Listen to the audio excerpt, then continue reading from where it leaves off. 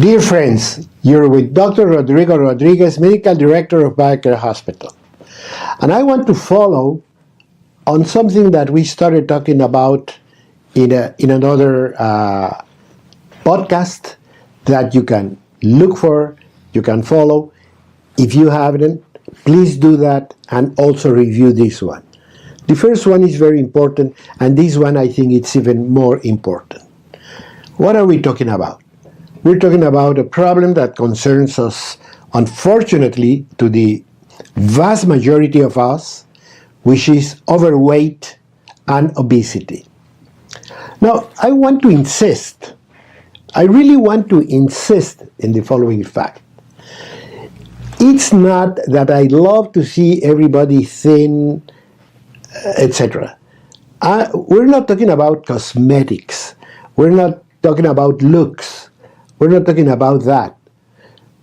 If it were not because overweight and obesity can lead to a lot of deadly diseases like heart disease, strokes, diabetes, hypertension, etc., we wouldn't be sitting here in a health-oriented program discussing it.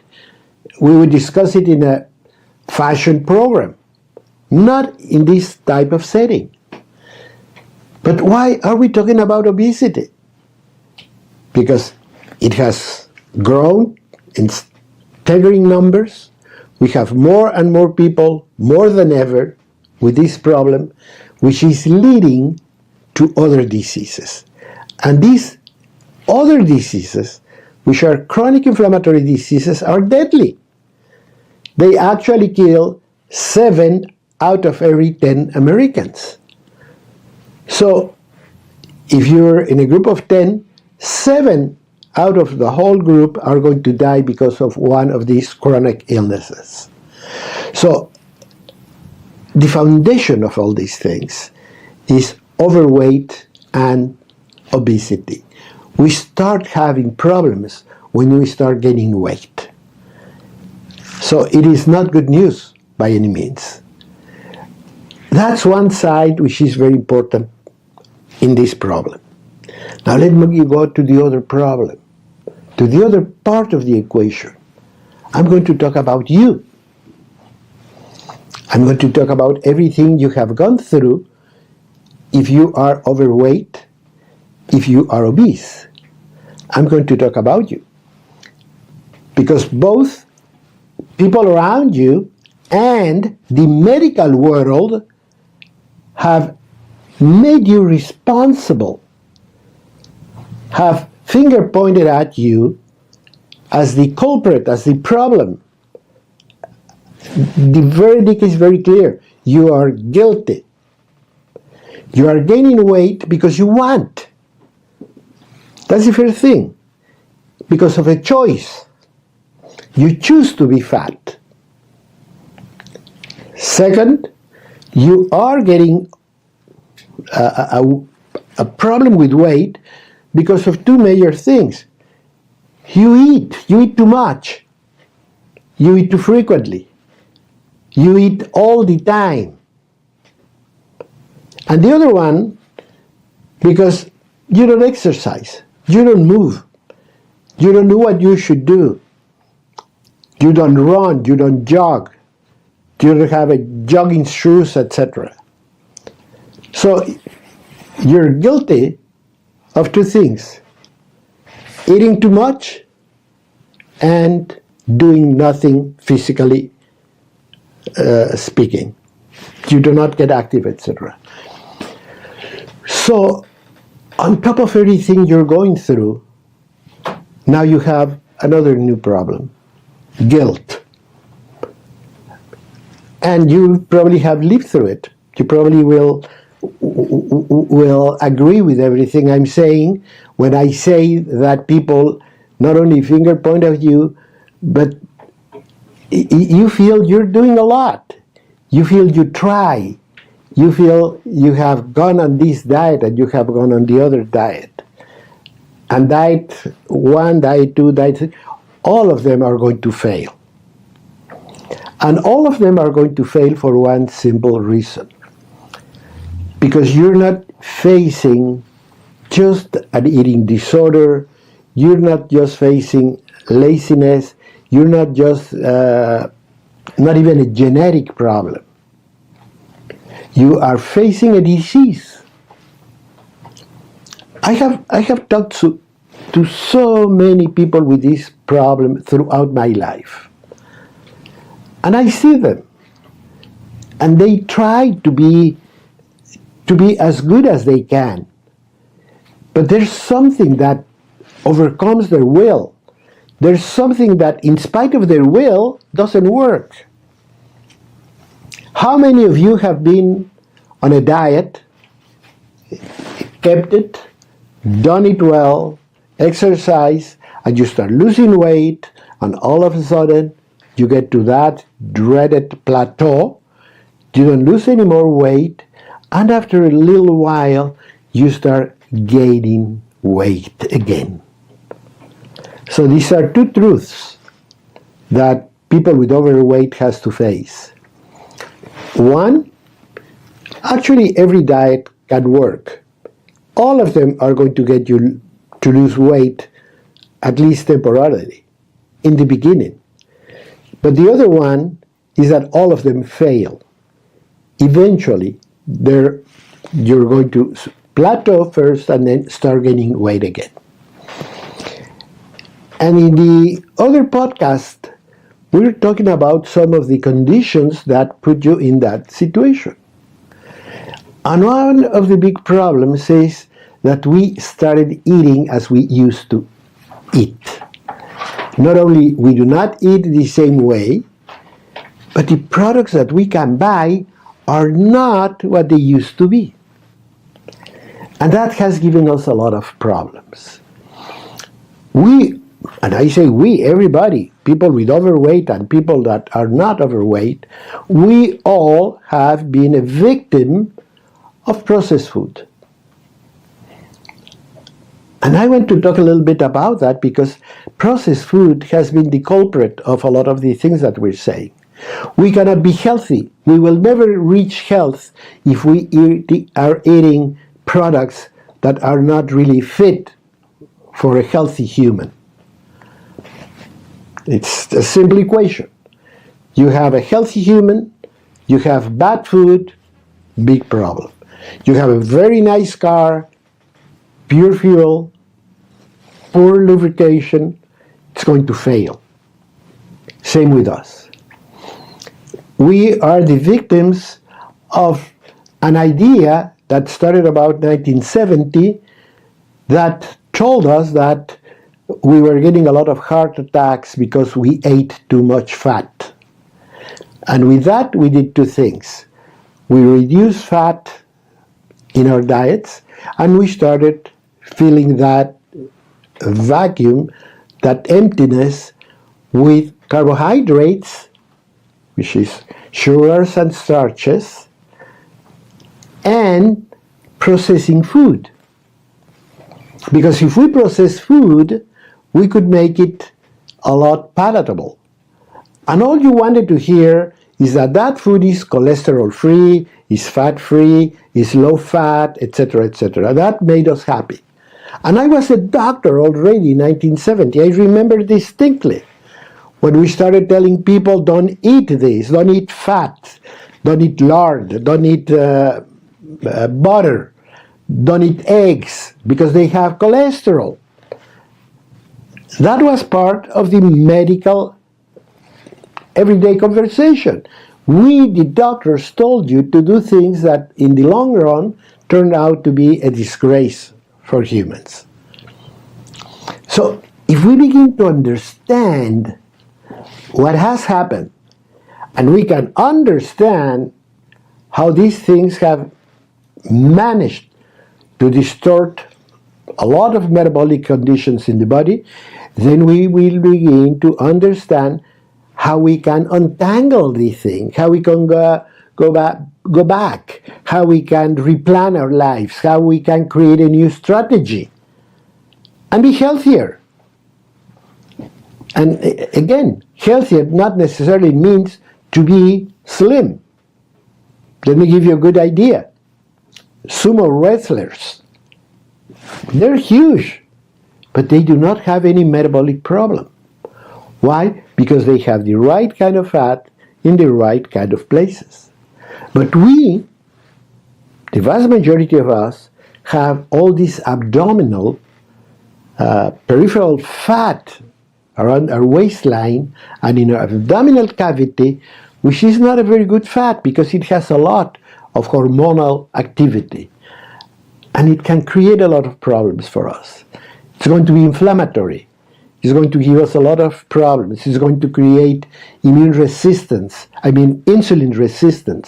and it's going to produce disease. That's the type of fat that the vast majority of us have. It's not good fat, just because we exercise. If you go to the northern part of our continent and you go to the Inuit communities, the Eskimos, they eat fat, period. No ifs and buts. They take a piece of fat from the whale and they eat it, or from any other animal, and they eat it. And they don't have heart attacks. They don't have any of the problems that we have. They're not obese. Okay, they might be bigger people because they're very strong. They have a huge muscular mass, but they're not sick. They don't share the illnesses that we have. So that tells me that if I analyze what's happening to people that are healthier than us, we can start understanding what is happening to us. If I can understand that, I'll be able to make the changes I have to do to get my health back and to get control of my life. You will never be able to do it if you don't do what you have to do. It's like asking a drug addict just to have a lot of willpower. Some might, but the majority of them will not. The same happens here. You have found some exceptional individuals that decided to get over the problem. They started doing something, they continue doing something, and they somehow managed to click the right elements just to become healthier and healthier. But that's the exception. But the most important part of this message right now is you are not guilty of anything. You are the victim. And we're going to tell you how to untangle the things, go back, and get healthy. So don't go away, stay tuned, and ask your friends to join you.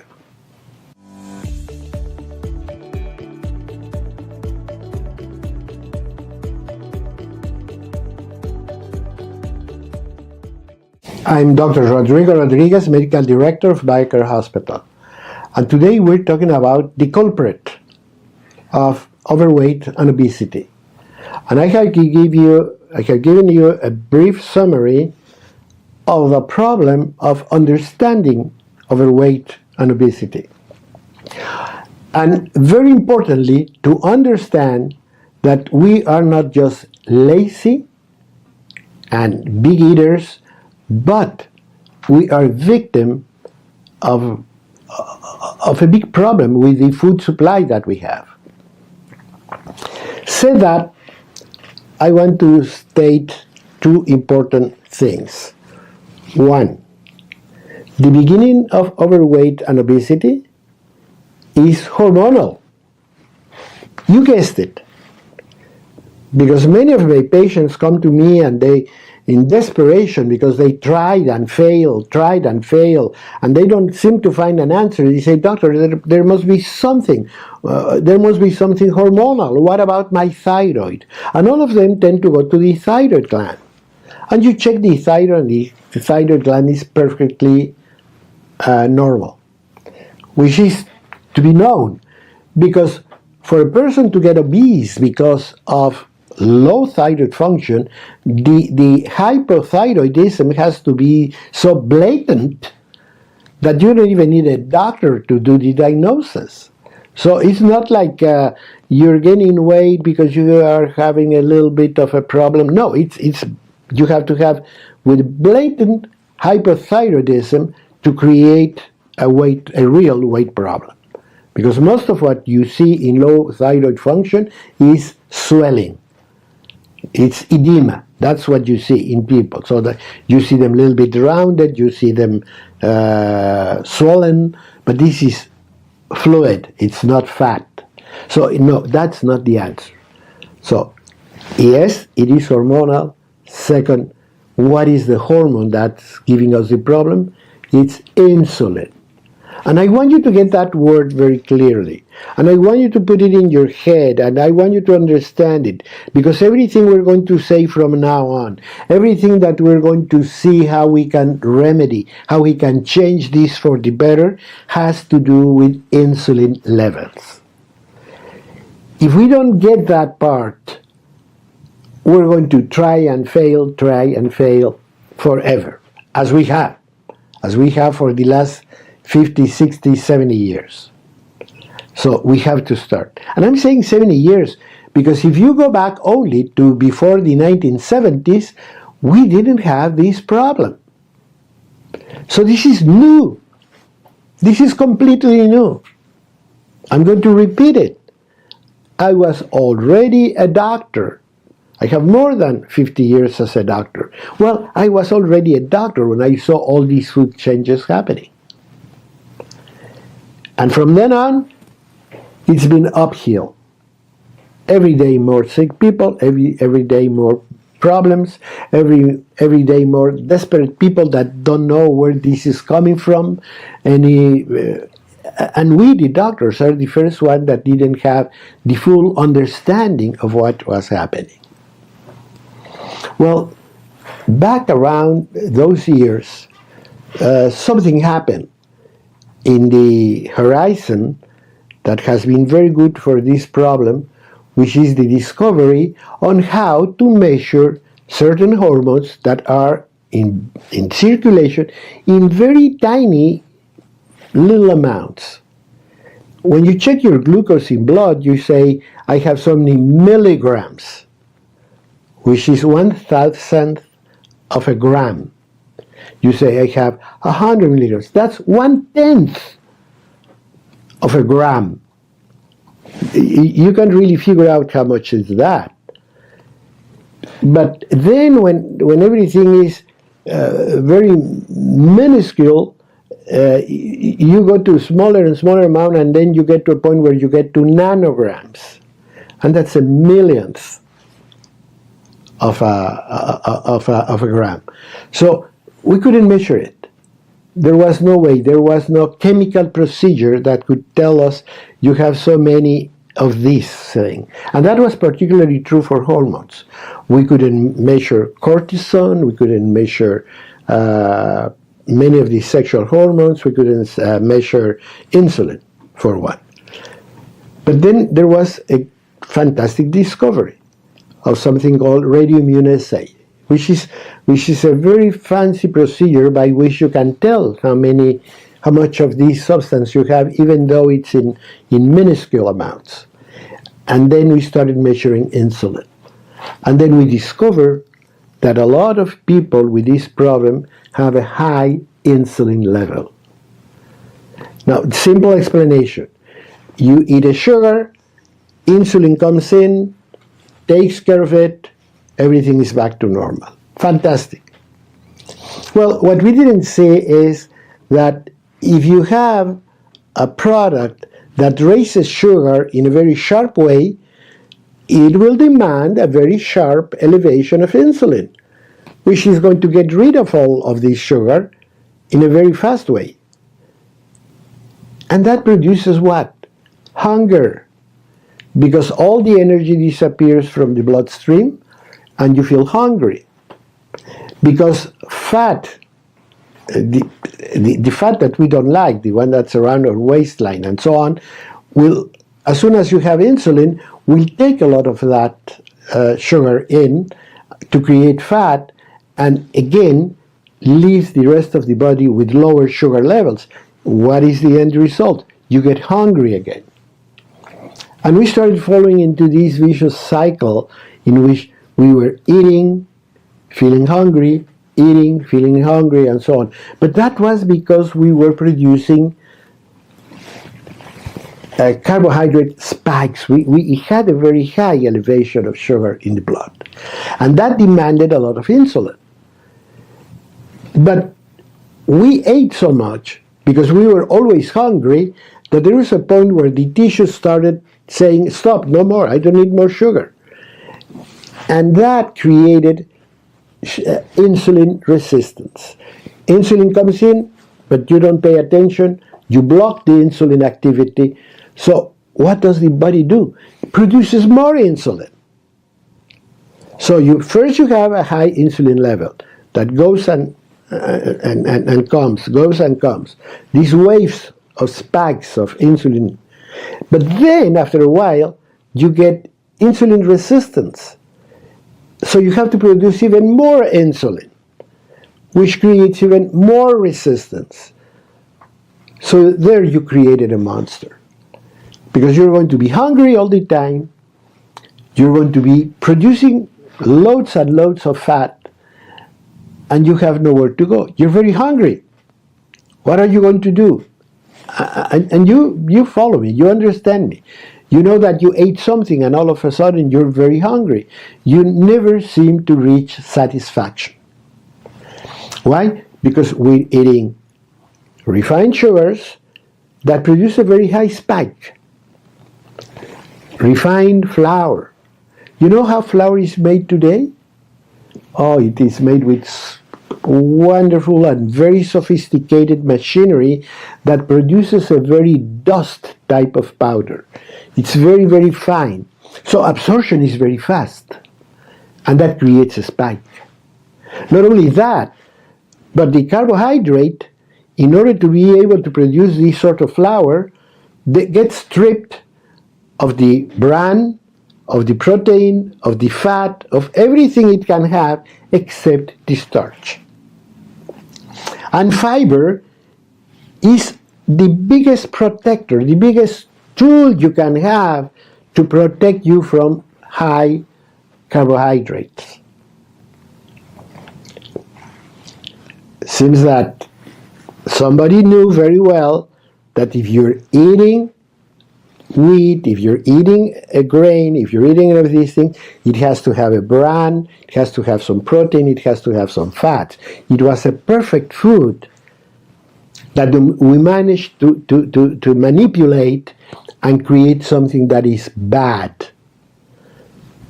Not only that, again, 1960s, we were having a worry about if we were going to be able to produce enough wheat. And a brilliant scientist started crossing different types of wheat. Some very simple, short wheats with a new kind with big producers of wheat. The problem is that the big producers would bend and be ruined. And the short one produced very little grains. So he worked with the two and created a short version that could stand very well the wind, the rain, the everything, and still contain this huge amount of seeds. That was called the Green Revolution. And this man was given the Peace Nobel Prize. But then, you know, scientists cannot just sit back and enjoy. No, they thought, well, what if we manipulate it now? Not by crisscrossing plants with plants, but now I'm going to manipulate the genes of the plant so it can resist fungi, droughts, shelf life, etc. So we can make more money with it. And they created transgenic type of seeds. And you know what? They're filled with gluten. They're not the normal type of wheat. And you see people responding very badly to all these foods. No wonder they were created in a laboratory. They're Frankenstein. They're not food. They're not God-given food. They were created by the food industry to what? To produce a lot of product that lasts long, that's cheaper to produce, etc., etc., etc. You know the end. So we can make more money. That's where we stand today. So all these foods were giving us one big problem. And what was? Higher levels of insulin, insulin resistance, and all this tremendous activity of insulin that in many people ended up in the pancreas just giving up and creating diabetes type 2. As we saw the numbers in terms of weight, we saw the numbers of diabetes type 2 going up in the same way, hand in hand. We were creating now sick people. We are creating now people that do not like themselves. We were creating people that were not healthy. And the worst part, we were blaming them for the problems and for the drama and for the medical expenses and loss of capacity that these people were going through. We create a problem and we blame it on you. Don't go anywhere. Let's keep on talking.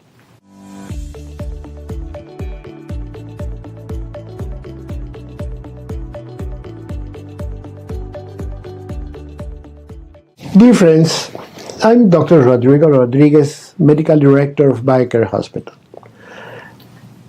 And I'm getting to you trying to talk about something that is possibly one of the biggest scams that we humans have gone through in a long time. Basically, we are seeing for the last 70 years about a tremendous rise in deadly diseases. All this tremendous rise was tied to a change, a very important change in the way we eat. And that change was produced because we were looking back in the years 1950s, 1940s, a lot of people dying of heart disease. It reached epidemic proportions. So we are very, I don't know how to call it, we think we can do it all. So our scientific world decided, oh, we can fix this. We're going to see why we're seeing so many heart attacks. And they decided that after looking at numbers and looking at things and so forth, they started to find problems in the American diet. And the problem got worse and more complicated because it reached the United States Senate, and there was a select committee to review all this. I mean, politicians reviewing what we eat and what we should eat. And of course, when you say politicians, you talk about lobbying, and somehow sugar came out untouched. The culprit was fat. And they created the infamous food pyramid in which fats were vilified and carbs were, brought to the upper level because they didn't have any fat. So that created the problem that we're living with today.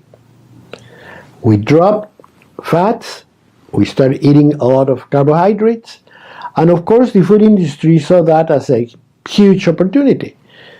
You take all your carbs, your cereals, your rice, your corn, your everything, and you start producing food that people can eat, but people are not readily happy to eat just cereal. So what they do? Well, you sweeten it. And originally you use some sugar, but then you start using high fructose. And high fructose is a natural product with a very low glycemic index. It should be a fantastic thing. But it has a very important metabolic problem. Whereas sugars and glucose can be used by any cell in the body, fructose can only be used by the liver. So whatever amount of fructose you eat, your liver is stuck with it. It has to deal with it. Nothing else in the body can help. And that started creating one of the big problems that should be brought to our attention. We actually have a podcast about it, which is the infiltration of fat in the liver, or fatty liver. That started becoming a real common problem in the American people. That in itself should be telling us that we're doing something wrong. But the amount, you might say, doctor, and I get this question all the time. I have somebody that just asked me, well, then if you eat, let's say, watermelon, doesn't it have fructose? Yes. What's the difference? The amount. It's a matter of level. Fruits have fructose. That's where the name comes from. But they have so minor amounts that, chemically speaking, they're really hard to measure. But the fructose is so powerful as a sweetener that you can put a little bit on it and sweeten gallons and gallons and gallons of soda drinks. And then we start drinking sodas, and we start drinking sweetened foods and sweeten everything. Because the other big problem, or I don't know if it's a problem or not, is that fructose is very cheap. So you can put it in everything, in any amount. It wouldn't affect your profit margin. Quite the contrary, it can help it because you're selling more and more. And soda drinks, and cakes, and pastries, and ice cream, and you name it, became staple food. We were not eating any more bread and butter. We were buying sweetened food. And we started feeding our children fructose for breakfast. And we started using cereals that have been physically managed so they're fluffy and popped out, etc., etc. And those things change the glycemic index of the cereal. So you had two problems. A cereal with a high level of glycemic index, and the other one, we had fructose in it. If that's not enough, think again about your breakfast cereal. It has coloring and flavoring and, of course, preservatives, chemical substances, so it can last very long time in your pantry or at the store. So put it all together and ask yourself a question. Can this be healthy? Of course not. It is not healthy.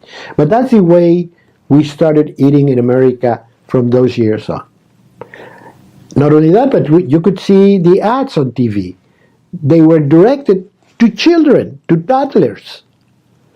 Show them the little things with a lot of colors, with a lot of little gifts, a lot of everything. They were being pushed, literally, as in drug addicts, into eating things that were not healthy for them. And I remember it very clearly, even up to today. I mean, ask people how you eat, and they say, "Doctor, I'm very health conscious." For example, for my breakfast, I always have a bowl of cereal.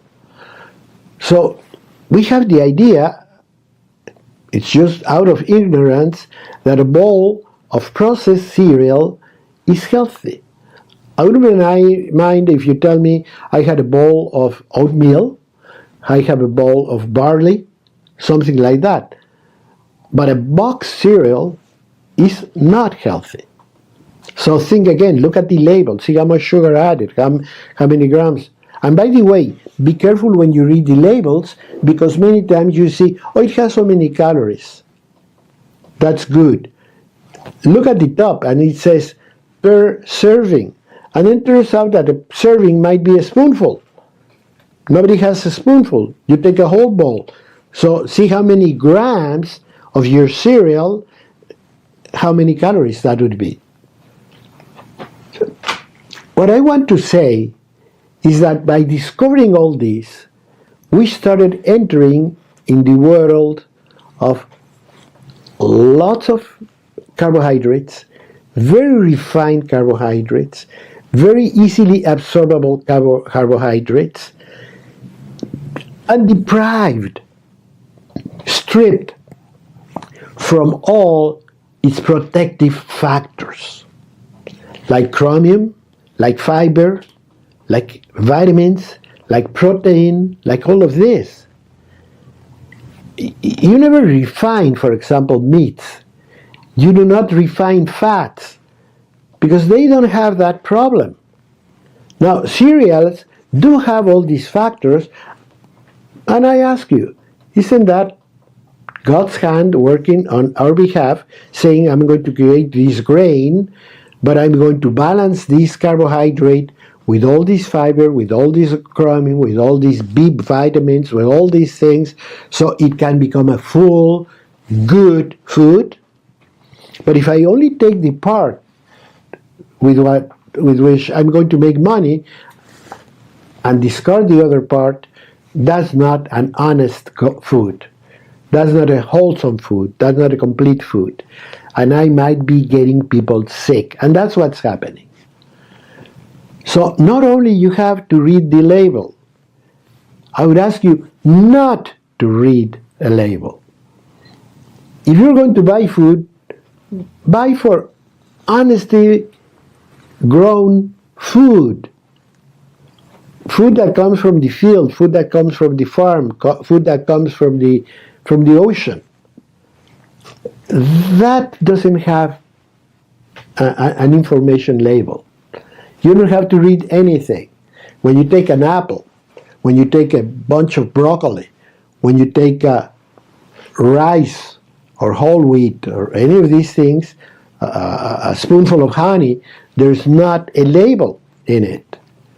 Because it's just honest to God food. And that's what we should be eating. And that's going to begin our path to health and welfare. But if we continue to eat all these Frankenstein foods, we're going to be sick. So let's change all that. I'm going to take a few words about fiber, because fiber is in all carbohydrates. And fiber can do a lot of things. Fiber can create a bulk, so you don't eat that much. Fiber will increase the bulk of the intestinal content. So every time you have a BM, a lot of those calories go out even without coming into your body. Fiber can also block some of the absorption of huge amounts of carbohydrates. And fiber can help you in so many ways. There are studies that they have done with so many calories, but this group, we give them fiber. These one do not raise their sugar levels. So fiber is a God-sent remedy for carbohydrates. So you can see, you can actually eat what you like as long as you cook it from scratch, as long as you don't send it to a factory to be processed, where they're going to strip the good part of it, where they're going to mill it to the point that it is readily absorbable. Let's begin to understand all that, and we will begin to make the shift to better life and healthier life. We still have more to tell you. Stay with me, please.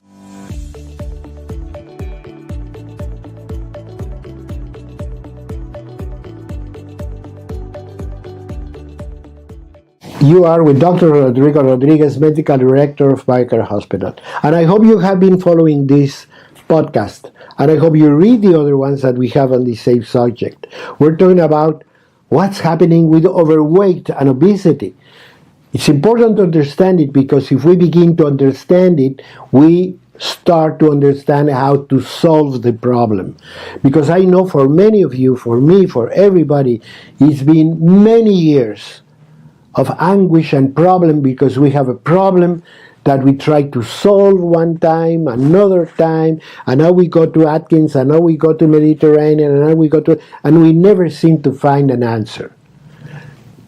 We start with the diet, it starts working all right, then we reach the dreaded plateau, and then we start gaining weight again. So what are we going to do? What is the way out? Am I really the culprit? I'm really the problem just because I eat too much and just because I don't have any physical activity? No, that's not true. We have been put in this condition.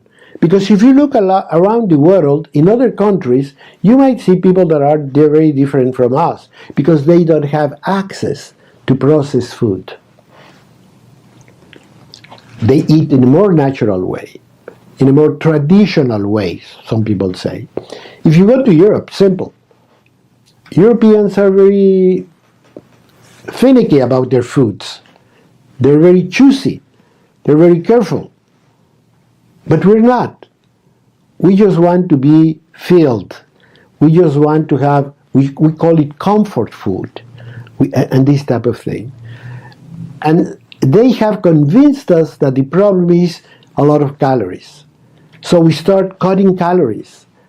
And once again, it works for some time, but doesn't work because you're depriving your body from important things when you just lower calories.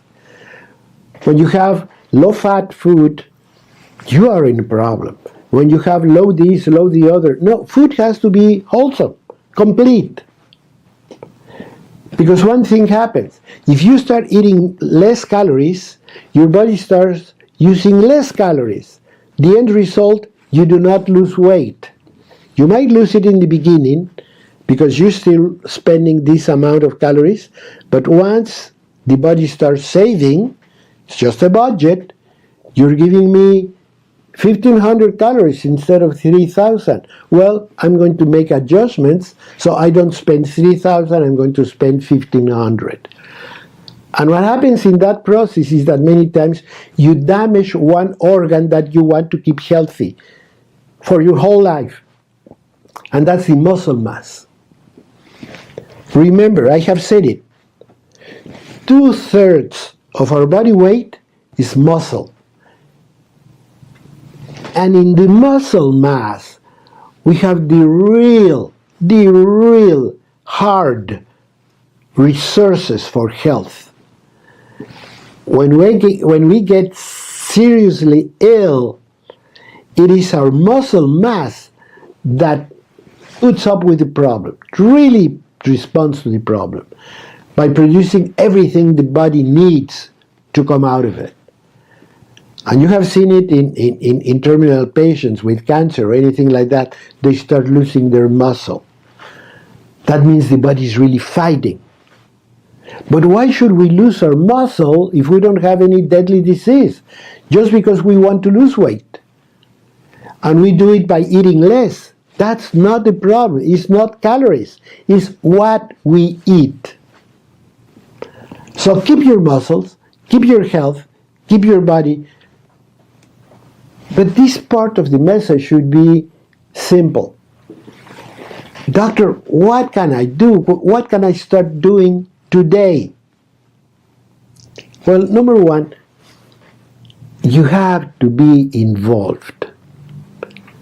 Your doctor is not going to do it. Your health department is not going to do it. The medical world is not going to do it.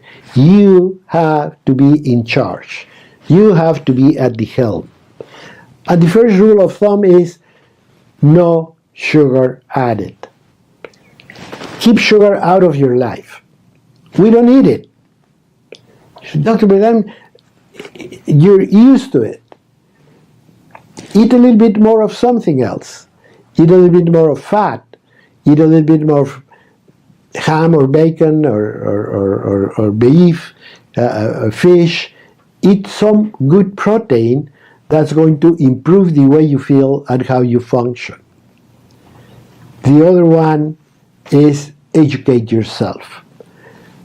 If we do not educate ourselves, we don't learn about this, we're never going to come out of it. And there are literally hundreds of important blogs and information that you can read about. With all that information, with all that thing, you can start making a plan strategy. You can say, okay, now I understand how I'm going to be able to do it. And if I understand how I'm going to be able to do it, then I can start adding to it. You say, I need wholesome foods. I need to go to the market every day, or every other day, or I keep things fresh. Do you have any idea when the food you're buying in a large grocery department store has been in the shelves before you buy it? Do you know what's in it? No, you don't. So don't do it. Go to the farmer's market. Go to honest food producers, to responsible, ethical food producers, so you can say, this is what I'm eating, this is what I'm bringing to the table, this is what I'm giving my body. And this is the way my body is going to respond. And you're going to see in no time that you are going to feel a lot better. Don't be obsessed with weight. It'll come with those changes. If you start getting away with sugar, if you start making away with refined flour and carbohydrates, get rid of everything that's in a box, in a foil, in a can. Everything has to go. Eat more protein. Protein is good for you. Protein is good for your muscle. Protein will replenish a lot of the important health resources that we have in the body. The really important ones. Protein is going to be there for you. Something very important to gain is that if you have whole substances like cereals or legumes or veggies and that type of thing, you're going to add to your food a lot of fiber. You're going to add a lot of vitamins and minerals because they're not in carbs. Just a tiny little bit amount of B vitamin and so on with cereals. But that's if they're completely wholesome, which are very difficult to get. So if we start making all those simple changes, if we start making all this plan, if you watch some videos, some information, then we get it done. And once again, we're not counting calories. We don't want to lose weight. We want to be healthier. And you're going to see how everything starts to work. Just do it. Your cravings are going to gradually be resolved. Because the other big problem is when we don't eat sufficiently, cravings go up. And by sufficient, I mean nutritionally sufficient. If we eat garbage, if we eat fast food, that's not nutritionally filling. So we're hungry very fast. We need more food afterwards. You buy a cheap pizza, you're hungry in a little while. You have soda pop, you're hungry in a little while. Avoid sugary drinks. Stay away from them. You know that the amount of soda pop that we're taking today is probably 400% more than in 1970. And I'm talking per capita. I'm not saying just the full thing. And by the way, when you take a diet soda, it's just as bad. Because every time you put something sweet in your mouth, the brain releases insulin. And if insulin is the problem, well, you didn't get anything by that. You might not get the calories, but you get the insulin effect. And that's what you want to avoid. Plus, Remember that a lot of these artificial sweeteners that you have been come and gone stepped out not because they were not doing business. They had to step out because it was proven that some of them had cancer producing capacity. So you don't want to play with those odds. You don't need a bladder cancer. You don't need a stomach cancer. So stay away from them. Probably in 100 years we'll find something better. But in the meantime, what you want to do is you want to learn to eat better, to be good to yourself. And to do that, you need education and information. And here I am. I'm in all the social media. I have a website. I have a toll-free number. And I offer you a helping hand without any cost. If you have any question, you can contact me or any of the doctors of BioCare Hospital and ask a question. Give us a doubt. Tell us what you think of this, what you have available in your neighborhood. We're going to be very happy to advise you. We're going to be very happy to guide you. But first, I want to inspire you to begin shifting to a healthy path. Start changing the way you live. Because if you start doing that, weight is going to start going away. And your physical activity is going to go higher. You know what? Because you're eating better, and that will bring higher magnesium level, better mood, better intestinal flora, which is going to create a lot more of the brain hormones that give you well-being and optimism. That's right. Some of the most important brain substances to create well-being and mood are produced by the intestinal flora in the gut. And that will only happen if you provide enough fiber, enough vitamins, enough everything. So when I say feed your body, I mean your whole body. And in the process, you're going to start realizing that you look a lot better. Because health is beautiful. Till next time, I'm Dr. Rodrigo Rodriguez with BioCare Hospital.